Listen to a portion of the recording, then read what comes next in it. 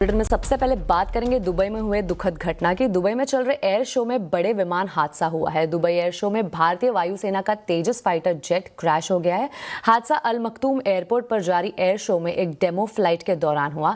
यह हादसा भारतीय समय के मुताबिक 3:40 पर हुआ। हादसे में तेजस के पायलट की भी मौत हो गई है। भारतीय वायुसेना ने इसकी पुष्टि की। इस पर ज्यादा डिटेल्स देता संवाददाता रोहन सिंह से।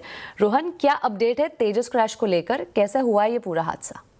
जी, आज दुबई एयर शो का आखिरी दिन था जब ये दुर्घटना हुई है। इंडियन एयरफोर्स की डेमोन्स्ट्रेशन फ्लाइट उस वक्त चल रही थी और वो प्रदर्शन कर रहे थे, और उस वक्त जो इनका जो लाइट कॉम्बैट एयरक्राफ्ट तेजस है वो क्रैश करता है। जो विजुअल्स हमें दिख रहे हैं उसके मुताबिक ऐसा लग रहा है कि जब मैन्यूवर हो रहा था उसके अराउंड ही ये जो है विमान जो है वो पायलट के कंट्रोल से बाहर हो गया जब ये दुर्घटना हुई है। दरअसल ये जो दुबई का अल मखतूम इंटरनेशनल एयरपोर्ट है उसके पास ये चीजें हुई, और जो विजुअल्स हमें दिखा रहे हैं, पहले जो तेजस है वो जमीन से टकराता है और उसके बाद एक काफी धुआं और आग जैसी चीजें हमें दिखाई देने को मिल रही है। इंडियन एयरफोर्स ने भी इसको कंफर्म किया है, इस एक्सीडेंट को। उन्होंने ये भी कंफर्म किया है कि जो पायलट है उसकी इसमें मौत हो गई है। इंडियन एयरफोर्स ने जो स्टेटमेंट जारी किया उसमें उन्होंने कहा है कि वो रिग्रेट करते हैं जो जान माल का नुकसान हुआ है उसकी, और जो फैमिली है पायलट की वो उसके साथ पूरी तरह से खड़े हुए हैं। साथ ही ये भी कहा गया इंडियन एयरफोर्स की तरफ से कि एक कोर्ट ऑफ इंक्वायरी जो है वो कॉन्स्टिट्यूट की गई है, और बहुत जल्दी जो है ये जो कोर्ट ऑफ इंक्वायरी है ये कारण का पता लगाने की कोशिश करेगी कि आखिर क्या कारण हुआ, कि क्यों आखिरी समय पर एग्जैक्टली क्या हुआ है।